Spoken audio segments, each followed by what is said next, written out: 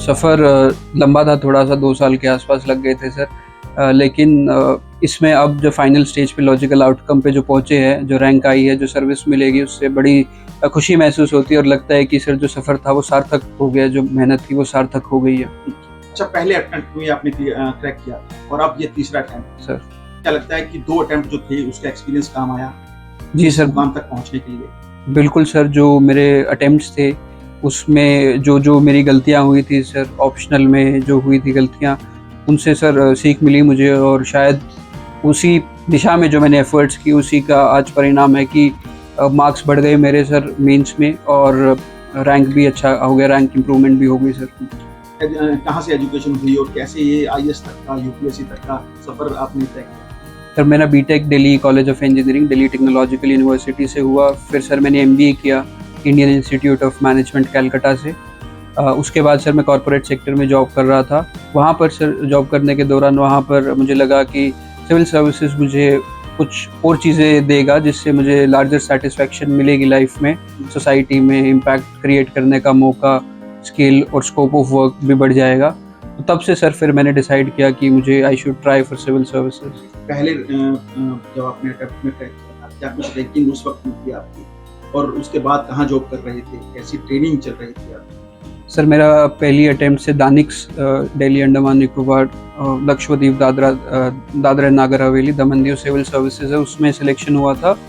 और सर मेरी ट्रेनिंग चल रही थी दानिक्स की, एसडीएम अंडर ट्रेनी मैं साउथ दिल्ली डिस्ट्रिक्ट के साथ अटैच था मेरे रेवेन्यू मॉड्यूल में।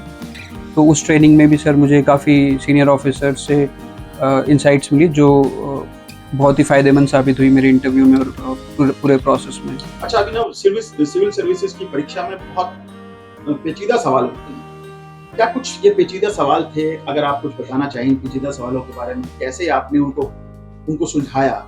और फिर इंटरव्यू के दौरान भी इस तरह के सवाल पूछे जाते हैं। अगर आप कुछ साझा करना चाहें उन युवकों के लिए जो यूपीएससी की तैयारी कर रहे हैं। सर मेंस में कुछ पेचीदा सवाल आते हैं, उसके लिए जो हम स्टडी करते हैं जनरल स्टडीज़ की और जो आंसर राइटिंग प्रैक्टिस करते हैं उसी से लगभग हो जाते हैं सॉल्व वो एग्जामिनेशन हॉल में जो पेचीदा सवाल होते हैं।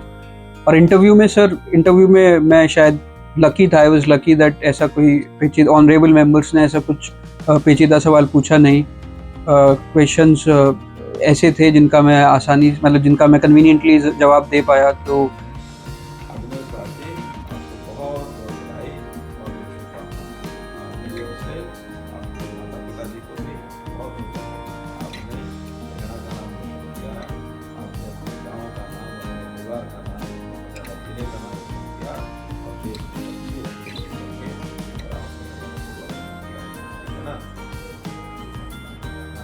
अभी आप दिल्ली एसडीएम थे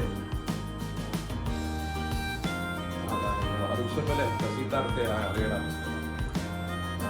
तो आपने पहले वो एचसीएस के लेवल का पास किया, फिर दिल्ली में जाके पास कर लिया और फिर यूपीएससी ऑल इंडिया पास किया आपने।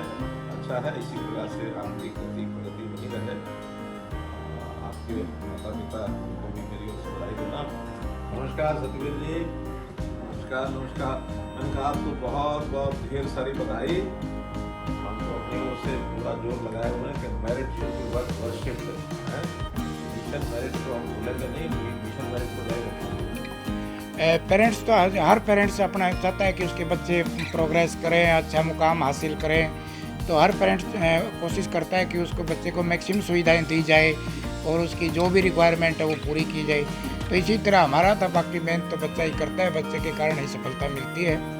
तो पेरेंट्स तो एक मोटिवेशन है उसकी, मेंटल और फिजिकल जो है उसकी सुख सुविधाएं प्रदान। एक पिता के लिए एक फक्र की बात होती है। एक हरियाणवी में एक जुमला है जो कि ये मेरा बेटा डीसी है, मेरा बेटा डीसी लग रहा है, तो बेटा डीसी बन गया है। हाँ बिल्कुल बिल्कुल जी, ये बहुत फक्र की बात है और ये एक जो बहुत लंबा सपना था जो हम देखते आ रहे थे और अब ये पूरा हुआ है 2023 में। अच्छा, जो बाकी के बच्चे हैं कैसे उनको मोटिवेशन देना चाहेंगे आप? उनके माँ बाप को क्या कुछ करना चाहिए?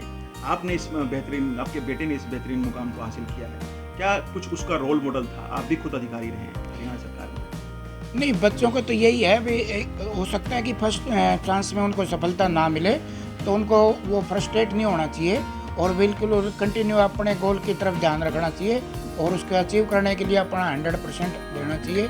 और पेरेंट्स को तो यही है भाई उसको मोटिवेट करते रहे, डिस्करेज ना होने दे बच्चे को।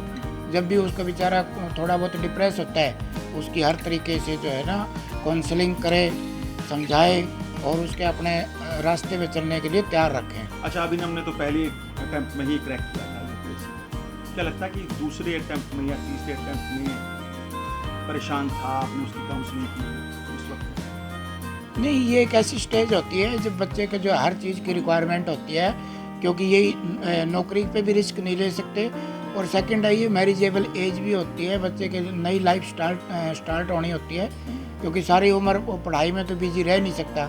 तो हर पेरेंट्स यही चाहता है कि बच्चा जितनी जल्दी सेट हो ताकि उनका जो है ना अपने ऊपर से बाहर उतरे और बच्चा अपनी नई ज़िंदगी स्टार्ट करे। मुख्यमंत्री ने शुभकामनाएं दी, हाँ। डिप्टी सीएम ने शुभकामनाएं दी। कैसे देखते हैं इस मोटिवेशन को आप इन बच्चों के लिए जो खास तौर पर इस तरह की तैयारी है? नहीं, मैंने तो अपनी ज़िंदगी में पहली बार जो है ना वो मुख्यमंत्री रूप में मुख्यमंत्री की तरफ से ऐसी जो है ना ये टेलीफोन से बात हुई है, क्योंकि मेरी आज तक कभी भी डायरेक्ट नहीं बात हुई।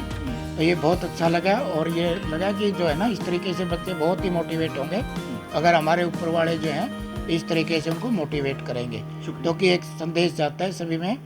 वे जब हमारा मुख्यमंत्री इसमें इस बात में इतना इंटरेस्ट ले रहा है तो बच्चे तो अपने आप ही करेंगे। शुक्रिया, शुक्रिया।